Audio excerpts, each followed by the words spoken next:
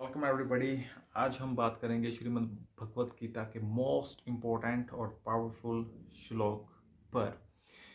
और वो श्लोक है कि पार्थ, सभी धर्मों को त्यागो और मेरी शरण में आ जाओ और मैं तुम्हें पाप मुक्त कर दूंगा। और उससे पहले ये क्लिप।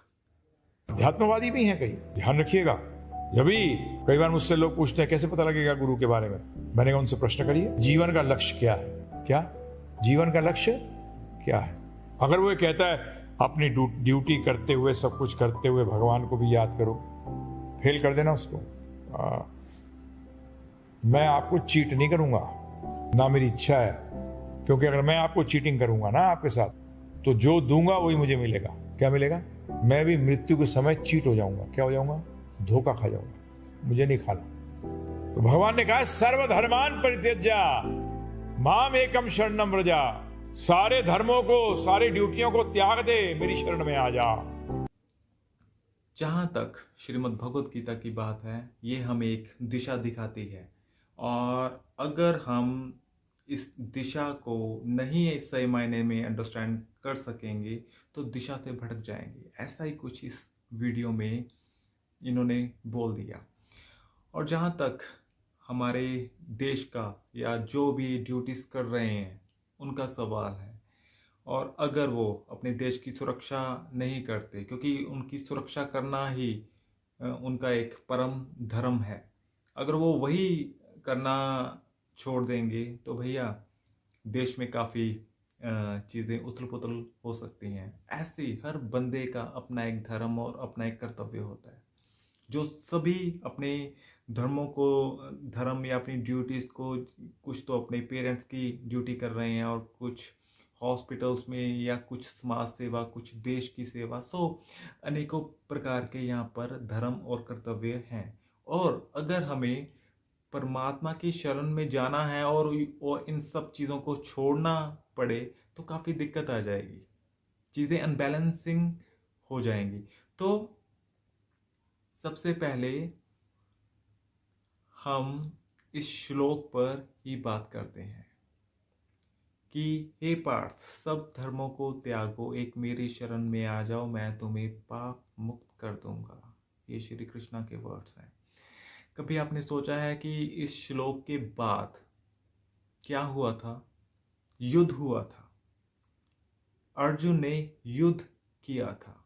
अगर युद्ध ही किया था तो फिर किस धर्म को त्याग दिया उसने? कभी सोचा है? या कभी ये गुरु जी ने सोचा है जो इतनी बड़ी स्टेटमेंट इन्होंने दे दी?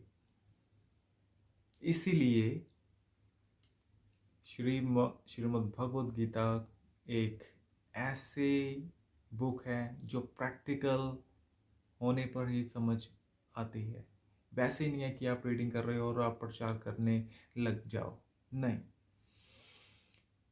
अगर इस श्लोक की बात की जाए तो ये श्लोक जो है ये इंट्रोवर्टेड श्लोक है।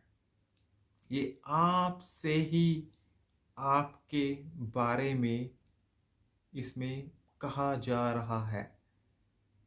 क्योंकि सब धर्मों को त्यागो, एक मेरी शरण में आ जाओ, इसको हम पीछे से अगर आप अंडरस्टैंडिंग में लेके आओगे तब ये आपकी अंडरस्टैंडिंग में आएगा। क्योंकि जो हमारी आध्यात्मिक यात्रा होती है, जब हम इंट्रोवर्टेड होते हैं तब चीज़ों का पता रियलिटी में लगता है।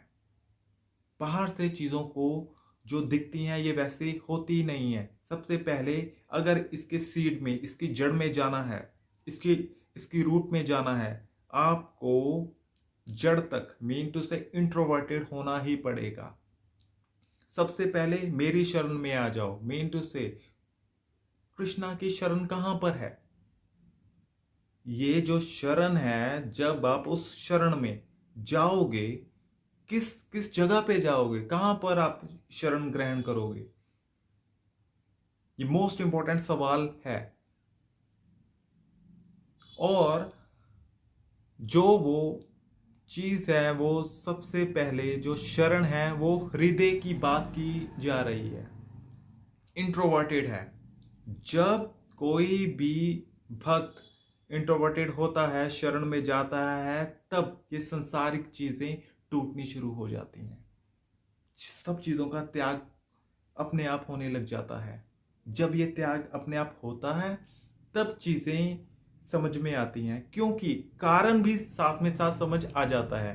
क्योंकि जब चीजें टूटती हैं, टूटने का कारण एक ये होता है कि जो सब कार्य कर रहा होता है वो एक प्रभु ही है, जो सब धर्मों को करने वाले हैं।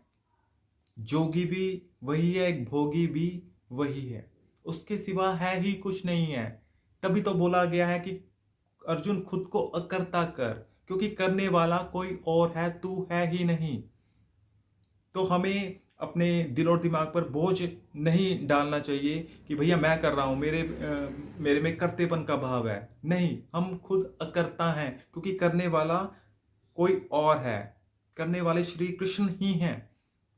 उन्होंने भी सभी को जब अपने मुख में दिखा दिया कि हाँ सब मेरे द्वारा मारे जा चुके हैं, तू तो एक निम्नतर बन और यश को ग्रहण कर, या यश को अर्जित कर, क्योंकि ये सारी की सारी जो क्रियाएं हैं ये मेरे द्वारा ही हो रही हैं।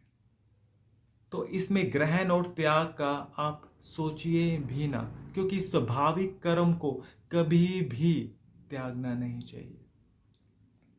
ये स्वभाव है जो कुदरत ने जैसा आपको बनाया है, लेकिन उस स्वभाव को श्री कृष्णा के चरणों में ही रख देना चाहिए। क्योंकि वो जब आप अपने स्वभाव को, अपनी नेचर को श्री कृष्णा के चरणों में आप रख दोगे, तो सोते जागते उठते बैठते एक हरि नाम का संकीर्तन चलता ही रहेगा, अपने आप लय में आ जाएगा। क्योंकि कुदरत ने वैसा ही बनाया है आपको, और उसमें रहकर अपने धर्म का, अपने कर्तव्यों का पालन कीजिए। लेकिन अंतकरण में जब आप जाओगे फिर आप देखोगे कि हाँ करने वाला तो कोई और ही है, मैं तो एक संसार को एक दिख रहा हूं।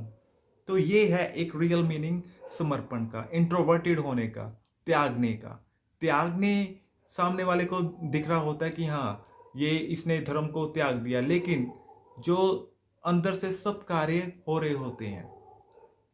और श्रीमद् भगवत गीता में भी एक श्लोक है कि हाँ सब कर्मों को करते हुए भी खुद को जो अकर्ता जानता है, क्योंकि वो रियल मीनिंग उसे पता लग जाता है कि हाँ करने वाला कौन है। और जहां तक एक भक्ति का सवाल आ जाता है, अगर भक्ति की बात की जाए तो भक्ति जो होती है वो दूसरे के लिए, मीन्स से जो भक्त होते हैं वो दूसरे टैग लगाते हैं कि भैया वो बंदा भक्त है। लेकिन अगर आप भक्त से पूछोगे वो बोलेगा मैं हूं ही नहीं, मैं कहाँ पे हूं, मैं तो हूं ही नहीं, सब तरफ मेरे ये नटखट गोपाल ही तो हैं, इनके सिवा है ही नहीं। क्योंकि वो अपने आप में सत्य बोल रहे होते हैं। हमारे पास वो चक्षु नहीं होते, हमारे पास वो आंखें नहीं होती कि हम उन्हें जज कर सके। क्योंकि भक्त की सत्ता होती ही नहीं है, क्योंकि जो भक्ति होती है, दोबारा बोल रहा हूं, भक्त की अपनी सत्ता होती ही नहीं है। जो भक्त की सत्ता होती है वो भक्ति होती है, और जो भक्ति होती है वो स्वयं श्री कृष्ण ही हृदय में एक भाव रूप से प्रकट हो रहे होते हैं, अव्यक्त भाव से।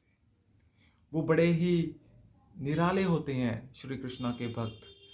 वो उनकी याद में कभी कभी रोते हैं, कभी कभी हंसते हैं, कभी कभी नाचने लग जाते हैं। ये नाचना समय में, किसी समय में टाई अप इसका नहीं होता कि हाँ 7 बजे आरती का समय हो गया उसके बाद आप नृत्य कर सकते हो। नहीं, ये कभी भी हो सकता है।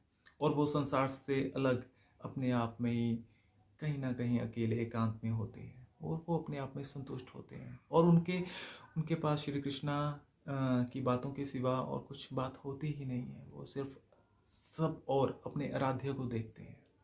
ऐसे विरले भक्त होते हैं। ऐसा नहीं है कि वो अपने आप को श्रेय देते हैं किसी चीज को लेके, नहीं, वो अपने आप को शून्य कर लेते हैं। तो ये एक बड़ी अद्भुत और बड़े ही एक अद्भुत कहानी है श्री कृष्णा के भक्तों की, इन्हें इन्हें शब्दों में नहीं ढाला जा सकता। तो जहाँ तक भक्ति का ही सवाल आ जाता है, वहाँ पर हम समटाइम्स बिगनिंग में हम अभ्यास कर सकते हैं, भक्ति का उदय होने की हम प्रे कर सकते हैं, माला कर सकते हैं, श्री कृष्णा का श्रृंगार कर सकते हैं। लेकिन जब एक बार भक्ति का उदय हो जाता है, तब सब चीज़ें अपने आप होती हैं। तो संसार वहाँ से टूटना शुरू हो जाता है, यहीं से त्याग शुरू हो जाता है।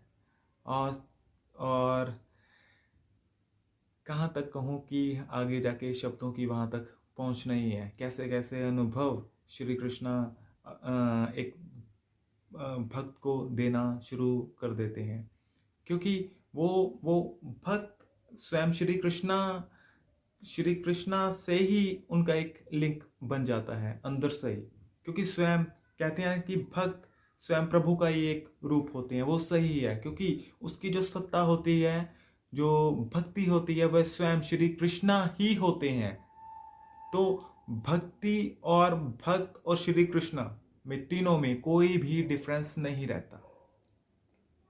तो ये ऐसा नहीं है कि आप इजीली उन्हें अप्रोच कर सकोगे, क्योंकि वो तो संसार में पहचाने जा ही नहीं सकते, क्योंकि वो एकांत में होते हैं, वो अपने आप में संतुष्ट होते हैं। वो ऐसा भी नहीं है वो किसी से मान और सम्मान चाहते हैं, लेकिन नहीं, वो किसी भी ऑर्गेनाइजेशन से नहीं होते। ऐसे विरले भक्त होते हैं और उनमें भेदभाव नहीं होता। उनके लिए शिवा भी श्री कृष्णा ही है, माँ दुर्गा भी श्री कृष्णा ही है, और विष्णु भी श्री कृष्णा ही है, सब और श्री कृष्णा ही हैं।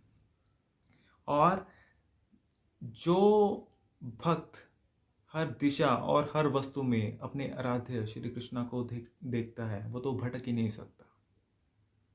तो आज के लिए इतना ही, मिलते हैं अपनी और नेक्स्ट वीडियो में। So thank you for watching me. Thank you. Hare Krishna.